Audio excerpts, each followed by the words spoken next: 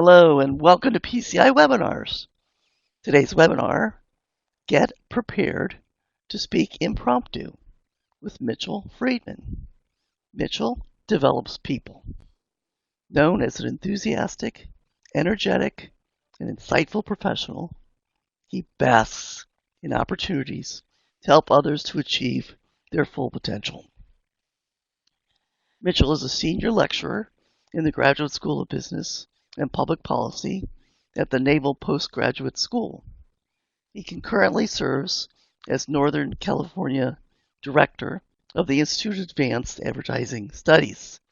It helps a range of organizations to develop the communications and leadership skills of their employees. Coming to you now, it's Mitchell Friedman. Thank you, Anne. Good morning, everyone, and welcome. I was delighted to see that we've had a number of people step up and introduce themselves. For those of you who have yet to put your name and affiliation in the chat window, please do so I have a little bit better sense of where you're coming from. Let me give you a couple of minutes to do that. All right, so while you're doing that, I am going to, first of all, say a big welcome to, looks like many or most of you are in Florida, a lovely state I have visited twice this year. My mother lives in South Florida and has lived there for many, many years. So I've come to know Florida as well as one could expect, given that I am a native of New York and currently live in San Francisco, California, from where I deliver today's program with the seemingly contradictory title, Preparing to Speak Impromptu. But the fact is that advanced preparation for all your speaking, specifically those opportunities that might seem to be impromptu or without warning or practice, will serve you well now and moving forward into your career. Impromptu speaking is something, as you'll see, that we encounter all the time. And what I've shared with you today are best practices based on my own experience, as well as my reading and reflection on the subject. So let's continue. We're going to be covering three topics this morning.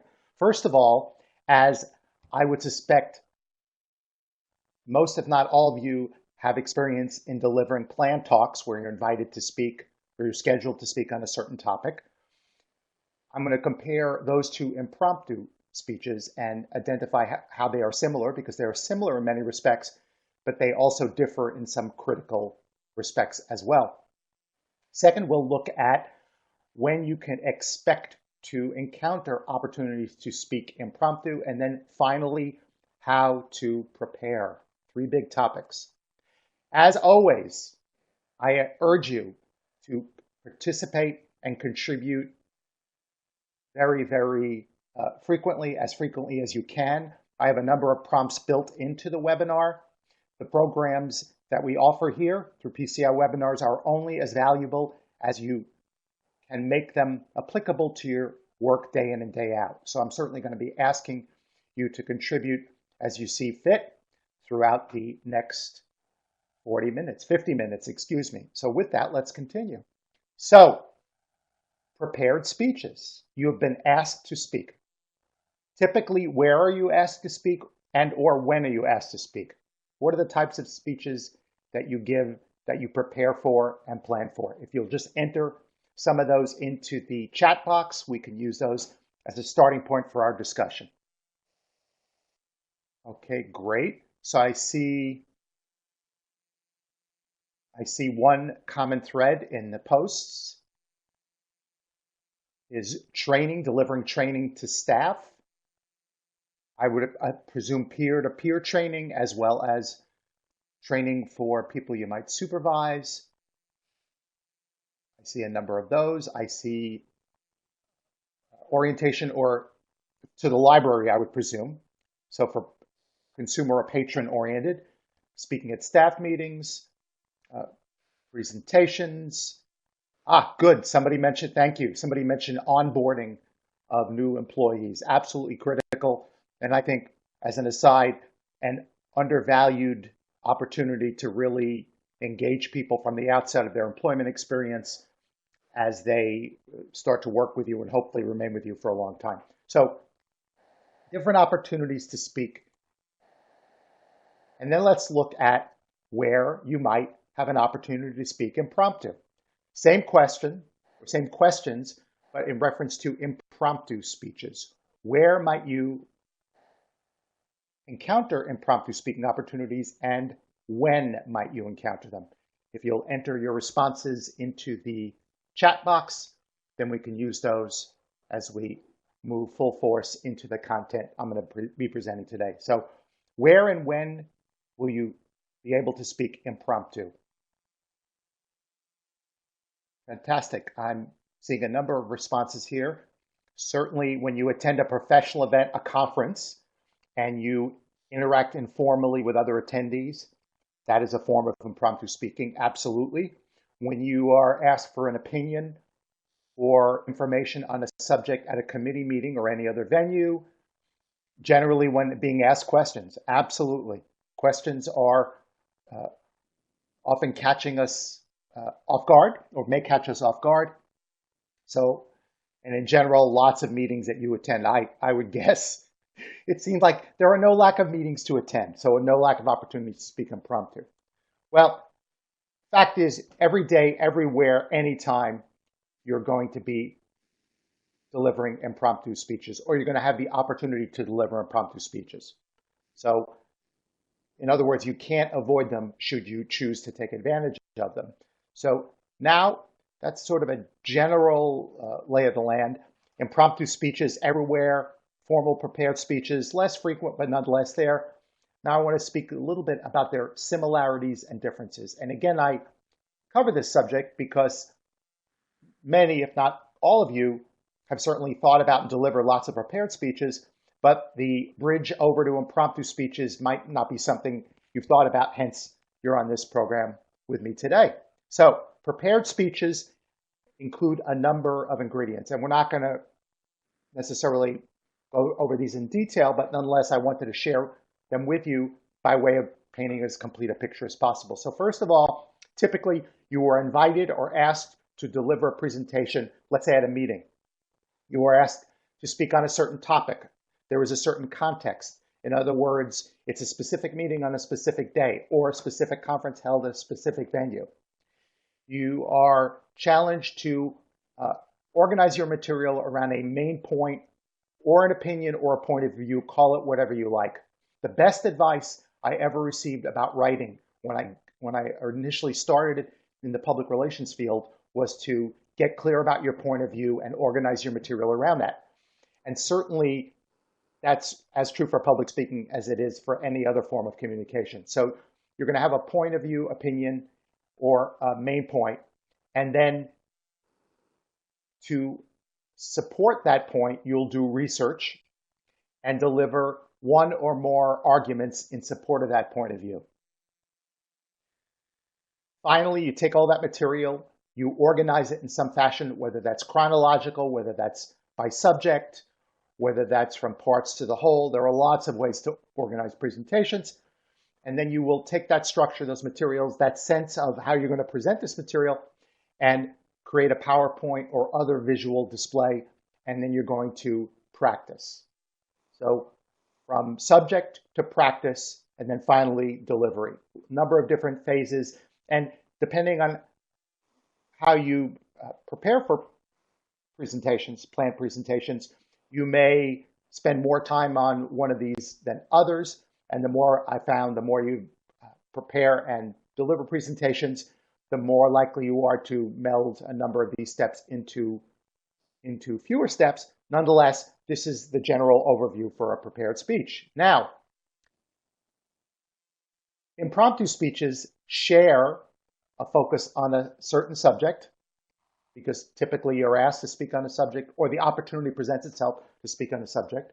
There is a context, whether that is a professional or association meeting, as was mentioned in the comments, a committee meeting, a conference, a new hire orientation, any or all of the above. There's a certain time and place, a setting that is defining in terms of what you're going to be speaking about. You'll have a point of view, you'll have an opinion, certainly, and you will want to organize your talk accordingly. So that's what we have in common here. The big difference, surprise, surprise, is that impromptu speeches typically don't offer you the opportunity to do research or develop materials or practice. Now, I say typically because I'm going here for the lowest common denominator in terms of you're at a conference, for example, and you're going to meet someone, and more likely than not, that will be a conversation and you will not have these materials at hand, nor would you necessarily want these items at hand. And in other cases, you may be able to pull them together based on some of the principles and practices I'm going to be covering in a few minutes. But by and large, you don't have the chance to do a lot of deep exploration on many impromptu speech topics beforehand, much less develop a PowerPoint or some kind of handout, or even practice. So these are significant differences. So in other words, they're similar, impromptu speeches and prepared speeches, but they're also very different. And I emphasize the similarity because I find it a nice bridge to recognize, well, all speaking opportunities have a lot in common, so let's emphasize those. So it's really the time you spend in advance that's critical. And on the surface, and this is baked into the title I gave to this webinar, it seems like you have little time for preparation or practice with impromptu presentations. And as a result, they're a little bit intimidating. In fact, to a lot of people, they're a lot intimidating. So as part of my day job, I teach MBA students. And my students are primarily officers in the US military because I teach at a school and that's our population. And these individuals, by and large, have achieved many things despite their young age.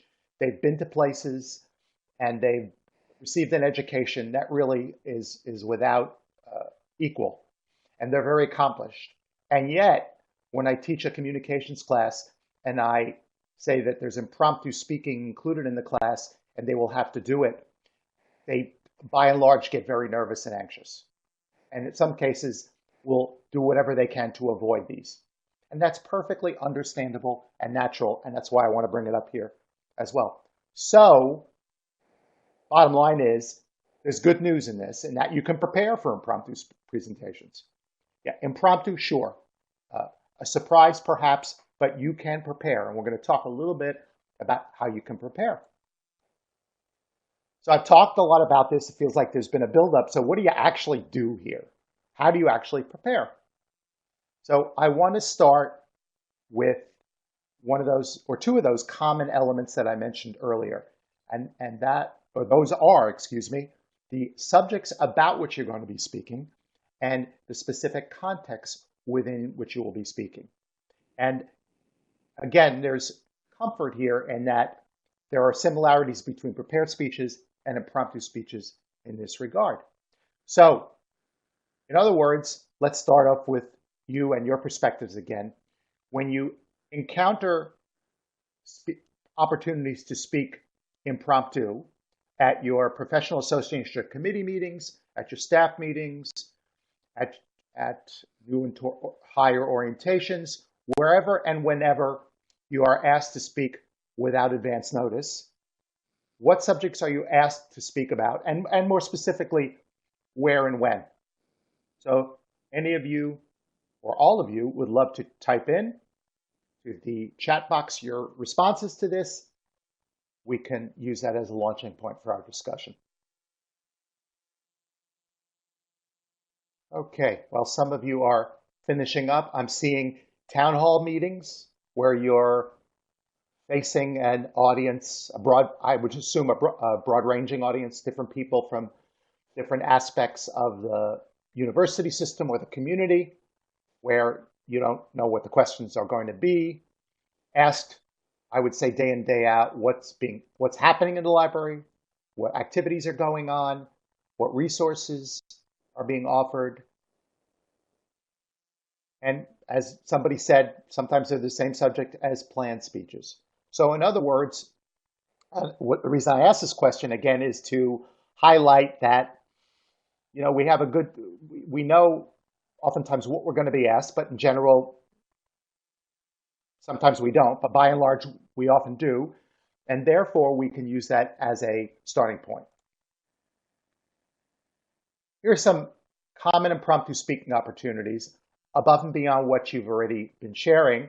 And some of these, it seemed like were implicit, in some cases explicit, in the examples that you offered. So you are going about your job, or you're at a meeting, you're not expecting to speak, and your supervisor asks you for an update. And my first job way back when at a public relations agency, this was a common occasion for me to show, number one, that I was doing my job, and more importantly, that I was doing it well, and number three, that I would present myself well. When I had a supervisor or the head of our firm typically approach people without warning and ask what they were doing and how they were doing it as far as servicing certain accounts. And I got used to that, learned to prepare for it, and in fact was proactive about that, which, if nothing else, it kept him off my back, and because he knew I was doing what I was supposed to be doing and doing it well. So that spur of the moment, that out of left field sometimes requests for information. A number of you mentioned meetings and updating attendees on an issue, one or more issues. You're on a panel, or you're in a different kind of format that nonetheless subjects you to questions and answers. Somebody mentioned library-wide town hall meetings, and by and large, I would think there are certain questions you can prepare for there, but more often than not, there are questions you might get that are unexpected, unusual, odd. There are lots of different types of questions, but nonetheless, you must respond. You may present an idea or a proposal and receive feedback or opposition, and you may or may not have expected that. Certainly, that's an opportunity to speak extemporaneously. And then finally, I'm going to put this last one under a general category of: you're at an event, you're asked to give a goodbye speech. You're at a wedding, you're asked to lead a toast. These are common occasions where somebody might turn to you at the last minute and ask you to speak. Now, that being said, sometimes you get some warning on this one, but there are all kinds of opportunities here. Some of which you've already mentioned, many of which you haven't. Are there any other specific examples, now that I've shared my list and you shared your list, are there any other specific examples based on your experience that haven't been mentioned by way of particular contexts and or topics that you're asked to speak about? Anything that we haven't discussed so far? If anybody would like to add that into the chat window, I'll give you a minute or so to do that. Anything we haven't talked about so far? Okay, so one example was offered as far as questions raised while leading a tour of the library. So very specific. Any others? I'm going to blow up this subject, as it were, because to me, impromptu speaking encompasses any and all opportunities you have to make small talk. Now, thus far in this program, I've limited my remarks to impromptu speaking in the workplace, but really impromptu speaking takes place every day, all the time. And I know lots of people, when they hear the term small talk and they are challenged to make small talk, they feel even more uncomfortable. But that being said, that's when a lot of these occasions come up. So I'm going to include small talk or informal conversation in this because, again, we get to apply the same principles and practices. To that point, here are some other possibilities or topics for impromptu speaking. Whatever is going on in the news. Now, I say that mindful of the fact that politics these days is a much more treacherous subject than it once was in terms of engaging others in conversation about it. So I would say one has to be careful about that. Nonetheless, there's plenty going on in the news every day, day in and day out, that might provide occasions for you to connect with others, because what we're really talking about is connecting with others. So anything and everything in the news. If you're a sports fan, there's been lots of sports news in the last week. If you like professional basketball, if you like professional hockey, the Florida teams have been in the news. If you cheer for those teams, lots of things going on, and it's a matter of being current on those. If you have any vacation plans coming up, or if you've returned on a vacation, people when they come back from vacation, they automatically encounter, what'd you do on your vacation? How was it? Can I see your photos? So anything like that that's going on in your life. Third, and I almost hesitate to say this because I'm talking to librarians, but any books you've been reading or have read, and no doubt that is fertile territory for you. Fertile territory by the nature of what you do, but certainly any books you've read or have been reading, any movies you've seen or plan to see or want to see and want someone else's opinion on. Are there any other examples? And again, I'm thinking outside of the realm of the purely professional, any other examples of topics that might, again, be relevant? All right, pets and childcare. Yes, absolutely, and children. Thank you. All right, pets, absolutely. Get me started talking about my cat, Silas, and I'll never stop. Children, activities of children, absolutely. Classes you've taken in the community that may or may not be work-related, a new experience, hobbies, absolutely, knitting, martial arts, everything. Again, lots of opportunities. These are all impromptu speaking opportunities. Home improvement, absolutely, absolutely. So again, all occasions where on one level, it seems ridiculous. Well, I'm not going to prepare a PowerPoint to tell someone how I'm remodeling my kitchen. But nonetheless, you're going to need to be ready, or you're going to want to be ready, because, again, this is a chance to share what you've done and what you know. All right. So in a sense, we've been building up to, well, how do you do this? How do you prepare? What's the big deal here, Mitchell? So let's talk about work-related impromptu speaking opportunities.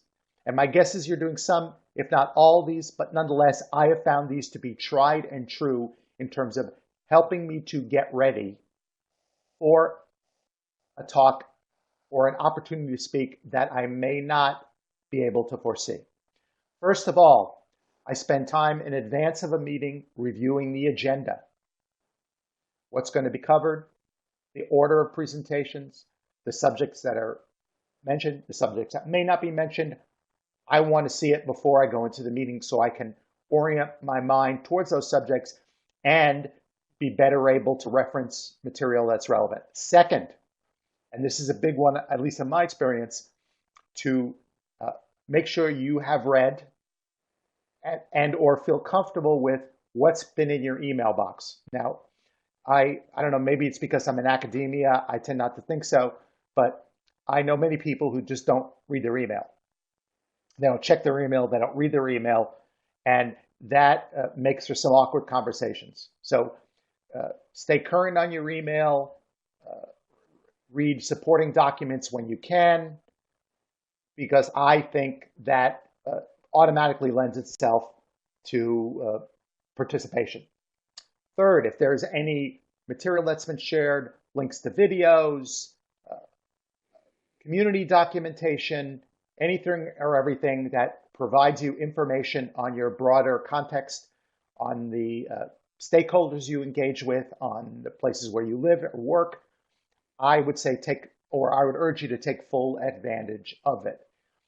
I've worked for a bunch of different universities, and the better I am able to stay in touch with the bigger, broader university context, the more likely I am able to have a meaningful conversation with someone who is not in my very specific area where I work. And that's true for really anywhere. And again, talk to people outside your narrow work environment. Talk to lots of different people across lots of different areas. And again, that gives you input and insight that you in turn can share with others. All right, ways to prepare. Some other ways to prepare: stay current with the news. Find a way to do it, whether that's remaining a loyal subscriber to a print publication, which I certainly do, and or online, whatever the case may be. Keep apprised of local, state, national, and international news. Lots of ways to do it. Lots of ways to do it in a less than time consuming fashion. Again, I almost feel like I need to apologize to you because you're librarians and you probably do this as a matter of course. But I found that a lot of people do not. A lot of people do not. And yes, there is a challenge in terms of the sheer volume of information that we encounter and the sheer volume of news that's relevant to our interests. Nonetheless, time spent there is time well spent. And certainly expanding that out to whatever other interests you have. I happen to be a fan of professional hockey. Yesterday was a big day in professional hockey. I was in on the news, and anybody who wants to talk with me about what happened in the NHL yesterday, I'd be happy to talk to them about, because I was able to stay current through my various social media contacts and just reading the news. And then finally, and again, as librarians, you no doubt do this, but get out into the community, participate, and attend different kinds of events in different settings, whether that's art, music, theater, etc. Lots of opportunities there to learn, to expand your horizons, and to, in turn, fuel the fire that in turn lends itself to small talk as well as any kind of meaningful conversation or presentation, as it were, when you might be thrown what seems to be a curveball. In other words, and I love this, it's an expression from Dale Carnegie: to be interesting, be interested in what others have to say, and have something interesting to say. I think that's absolutely critical. And I pride myself on reading broadly and widely enough where I can have a conversation on subjects that on the surface I may or may not immediately think I can relate to. For example, Andrew just wrote in the chat box, "Go Tampa Bay Lightning." Now, Tampa Bay is as some of you in North Florida no doubt know, the NHL team in North Florida. I could no doubt have a long conversation with Andrew about the Tampa Bay Lightning because I'm an NHL fan. I'm not a Tampa Bay Lightning fan. Sorry, Andrew. But I could speak to that simply because I have the broader context there and can tap into that when speaking. So Andrew might have said, "Go Miami Heat," and I could speak a little bit about that, even though I don't know basketball very well. Somebody here might jump in and say, "Go Miami Dolphins." Andrew, I am a fan of the New York Rangers. So I'm very excited today because of what they did yesterday. But in any event, you see what I'm saying. I try to keep my fingers and eyes and ears and nose in lots of different milieus so I can tap into that. And more importantly, when you speak about whatever you're speaking about, I in turn can tap into that. For example, someone I noticed mentioned knitting as a hobby. Now, I don't knit, my wife knits. So by virtue of that, I've talked to my wife about her knitting. She talks to me, she goes to her class on Tuesday nights. She'll come back tonight. She'll talk about her knitting class. I'll ask her some questions. I have good friends who knit. I have no desire to knit, but now I'm curious about it because someone in my life is doing it and I'm asking questions and I'm being curious and interested. And in turn, I could have a conversation about knitting with any or all of you just based on my information, and I can ask a lot of questions and I can take that in. And that, again, that's because I am genuinely interested, and in turn, I'm giving you the opportunity to speak about something you know and know well. All right. So moving along,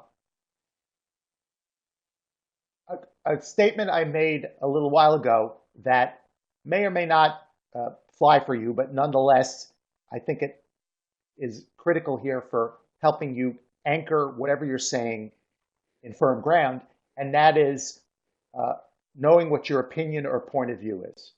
Now, I believe we live in times where there are, it seems, and I'm active on Twitter, so I think I can say this with some degree of certainty, there are more opinions than there probably should be. There are more opinions that are untethered to any kind of evidence than I've ever seen. And there are more opinions that are expressed more loudly with less rationale, in short. But nonetheless, there are opinions that matter, and your opinion matters. My opinion matters, and my opinion is my anchor. So, for example, Andrew might ask me, well, what do you think of the free agent signings yesterday in the NHL? Because he's a Tampa Bay Lightning fan, and I follow the NHL. Who do you think did well? Who do you think didn't do well? Well, I have an opinion about that. I have a point of view about that. And that is going to be the anchor for my quote unquote impromptu presentations. For example, and you might say, well, I'm into knitting. What's my point of view about knitting? Well, you could have lots of point of views or opinions about knitting, including the needles you use, or the yarn you use, or the class that you're taking, or what you're producing through knitting. It's a belief, it's an attitude, it might be something you know. I'm melding these all together because it's your anchor, it's your starting point. Once you have that perspective or point of view, to me, that could be enough. That could be enough. You're asked a question, and based on your experience or knowledge or insight or just what you believe, you can respond to it. And I have to say that can take you pretty far. For example, if you've seen the new movie about Elton John, Goodbye, it's not Goodbye Yellow Brick Road, Rocket Man, excuse me. If you've seen Rocket Man, you no doubt have an opinion about it. Well, I'm speaking to you about that now. I want to know what your opinion is of the movie. What did you like about it? What did you dislike about it? I have yet to see it. So that is an impromptu talk that you could speak, that you could deliver right now if you've seen the movie and have a point of view about it. Now, if you don't have a point of view about it, that's a whole other thing. But that's the first step. The next step is to organize your thoughts. Now, in many instances, we have the chance to express a point of view. And in many occasions, we have the chance to support that point of view, or ideally support that point of view. And how do we do that? Well, first of all, we remember what that point of view, that key point that we want our listeners to understand or remember. And when I speak about public speaking in my classes, I always emphasize this point by saying, if you stop talking now and people left the room, what do you want them to remember? What's the one thing that you want them to remember? And it may be that Rocket Man is a great tribute to Elton John and his music. If you love his music, you should see it. All right? That might be all the primary point you want me to know. The bottom line here is, if you don't know what that is, there's no way I'm going to know what that is when I leave the conversation. All right, so Andrew likes Rocket Man. Okay, so that's Andrew's point of view or opinion. A mix of music and musical. I like that. Very catchy. So that's his point of view. That's what I'm leaving this conversation with. Now, if there were more time and Andrew and I were having an extended conversation, I might say, well, why do you believe that? And he would have one or two or three or however many arguments or points to support his point of view. Number one, it's a mix of music and musical. Number one, the music, it covers a broad range of Elton John's greatest hits. All right. Number two, the songs were used, as I understand it, Andrew, correct me if I'm wrong, the songs were used to tell a story. So it wasn't like if you saw Bohemian Rhapsody, it's a different movie than Bohemian Rhapsody, but nonetheless, their songs are used to tell a story. So if you're used to the musical format, you're going to find that very entertaining. Two arguments there in support of it. And number three, and again, Andrew, you may or may not agree with this, the actors chosen to portray Elton John and Bernie Taupin and other characters did a good job at capturing their personalities and their spirit. So Andrews has a point of view, and he supported it by three arguments. And if you have time, you can craft those arguments. If you have time, because you're preparing in advance, you can do so. Now, has Andrew sat up all night and thought, well, gee, Mitchell's going to ask me about the Elton John movie, or he's going to bring it up in the webinar tomorrow? No, that's preposterous on the surface. But nonetheless, he's attended the movie, he's thought about it, and in his mind, in one fashion or another, he's ready to share that with me and with us here. So that's an impromptu presentation on his part. And certainly the more time you have, the better. And here's another argument that Andrew had. I did not realize Elton John was the executive producer. Okay, so it was as true to his life as he wanted it to be, I guess. All right. So again, if you have a sense of what the impromptu opportunities are, you can think ahead of time, identify what you believe, what you feel, your opinion on it, craft individual arguments to support it, and then have those ready to go. I mean, that's really preparation. That's really preparation. Here's another way to organize your thoughts. And I mentioned earlier, there are lots of ways to organize speeches. In the case of the Elton John movie, I simply pulled three arguments based on Andrew's main point. Andrew's main point was it's a movie and it's a musical. And that his arguments supported his claim to it being a good movie. And his arguments also supported his claim for it to be a musical. And again, they flowed logically from his main point. Another way to look at it is if you have a proposal, a point of view, an opinion, you speak to the problem it addresses, the solution that you're proposing, and the benefits. So problem, solution, benefits. Problem, solution, benefits. Let me think of a library-related one based on my experience. Oh, I'll give you one. So, for example, the library in my community has a garden in the back, a beautiful garden. And unless you have children, you don't know the garden exists, because that's where, when people bring their children and when people bring strollers in, they usually take their small children to the garden in the back. I don't have children. I only recently discovered, after living in my neighborhood for years, that the library has a garden in the back. So the problem there is that the garden is underutilized. The solution might be better signage. The solution might be activities in the garden. The solution might be propping the door open. And the benefits would be it's a community resource.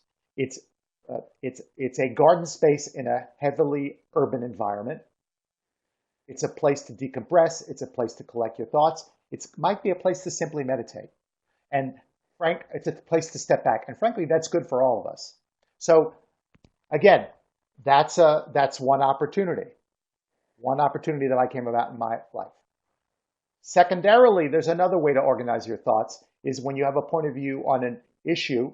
It might be, who cares and why does this matter? And what might we do next?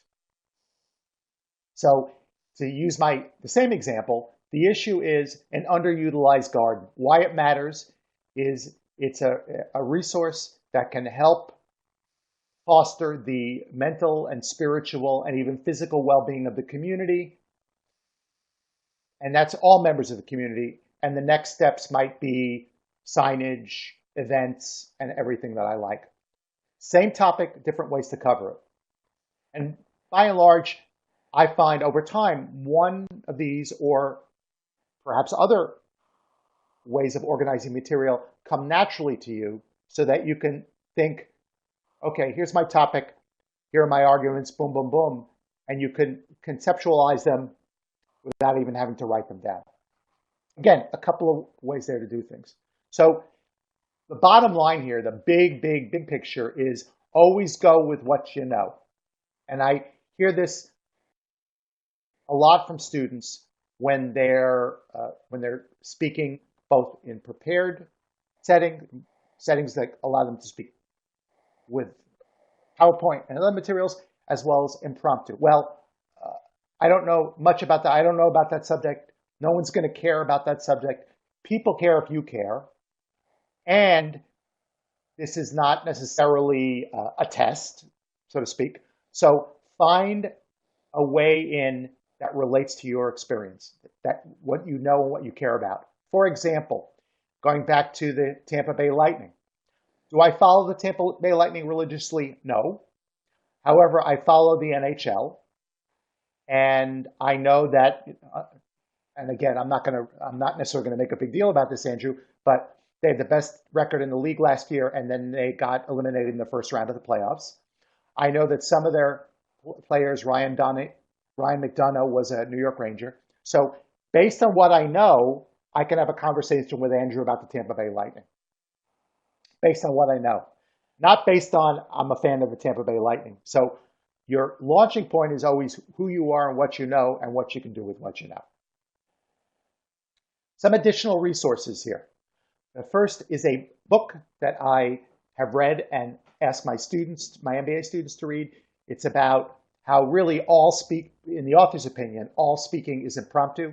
I don't necessarily agree with the author. That's my point of view on that one. But nonetheless, it raises the points that I've been making for the last 40 minutes in terms of the need to think ahead of time and actually prepare your remarks.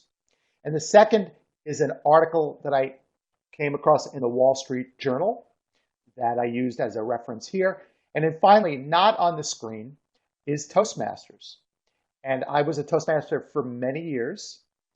And one of the benefits of Toastmasters, one of the Toastmasters' common activities is impromptu speaking, where you're offered one of a series of topics that may have a theme, but more often than not, and you get to practice, quote unquote, thinking on your feet.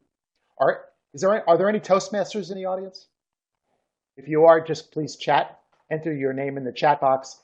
And if you have an experience with impromptu speaking through Toastmasters, by all means, this is a great time to share it with all of us. Any Toastmasters?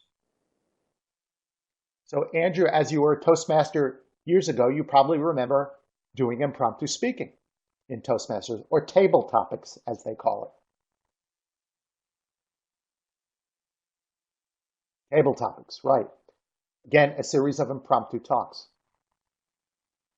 So while Andrew is keying in his response or his comment on table topics, that comes to the formal end of my remarks. Is there anything I didn't cover that you wanted me to cover, that you expected that we cover, or any questions that you have? If you could please enter them into the chat box now. Okay, excellent question. So you're giving a prepared talk and you get thrown a curveball, an unexpected question. So yes, absolutely, you should be ready for that. In fact, and thank you for raising that as a point. A number of you mentioned library tours, and I have to go back into the chat history here. No doubt giving presentations and encountering the similar types of questions again and again. And for that, I would think number one, I would think if you're answering them more than one or are used to getting them, you're ready for them. And or number two, why not have a frequently asked questions document and responses and practice those responses. Now, when sometimes you can't predict what those questions are going to be, but many times you can. So to go to the point that was just raised, that might be in the context of a talk where you're delivering your talk, you're covering point A, point B, and someone from the audience jumps out, raises a question on a subject that has nothing to do with your speech and or is an opposing point of view. So how do you deal with that? It's related, but a little bit off of what our subject is. But my general rule of thumb is, number one, what's your main point? Number two, how could you bridge from that question back to your main point? Because that's what you want people to remember. And you, no doubt, if you've watched any kind of political forum where politicians are being asked questions and responding to them. Now, there's a lot I could say about that, but one of the things you might note is that politicians know the messages they want to communicate. They do if they're well trained and they're well prepared. They know the main points they want to make, and sometimes regardless of what they're asked, sometimes regardless of different points of view, they are able to work back to that. So that would be my general guidance for you're asked a question or your point is raised that is outside of the purview of your remarks. Now, that being said, you also may not know the answer. And by all means, if you don't know the answer to a question, say so. If it raises an issue that's totally outside the subject of your talk, you might say, look, that really lies outside the subject of my talk. I'd be happy to speak with you afterwards, if indeed you are happy to speak with them afterwards. Or I could provide you some information and resources about that if you see me after the presentation. There are different ways to finesse it, but bottom line is, what's your main point? Does that answer that question?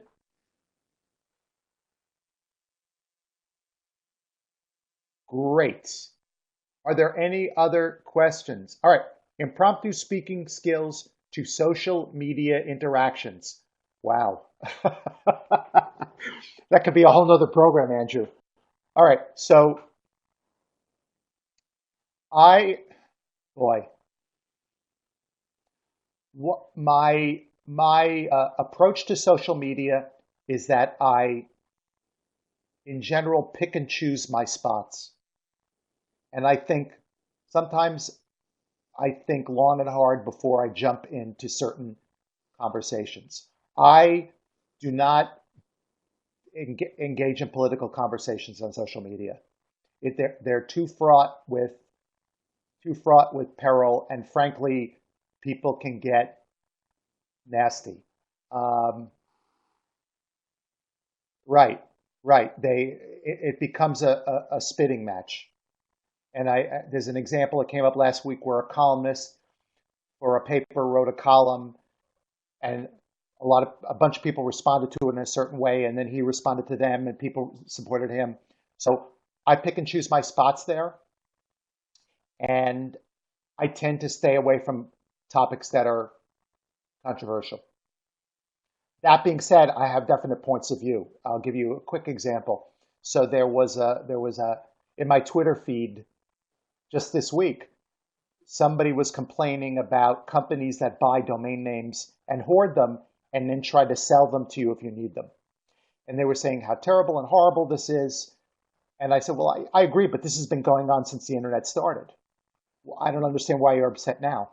Well, I went in to my bank and I started a business, and they said all these domains were taken by this business. I had to buy it from them.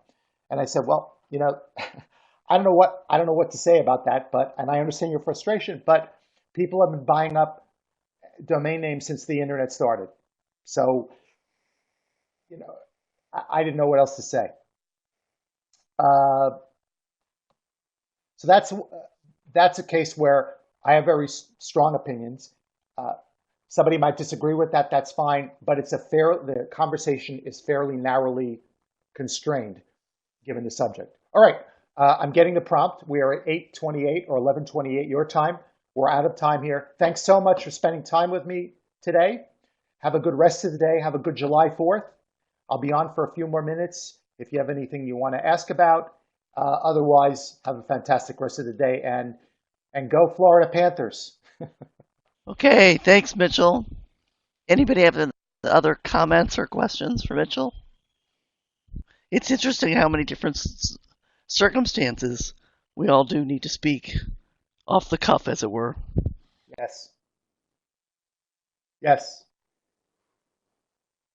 And if you can be proactive about it, sometimes amazing things happen.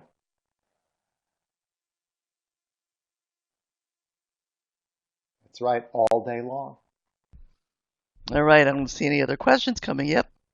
So I want to thank Mitchell for putting this prepared talk together for us. And thank you all for your questions and comments during the session. We look forward to seeing you at another future PCI webinar. Have a great afternoon, everybody.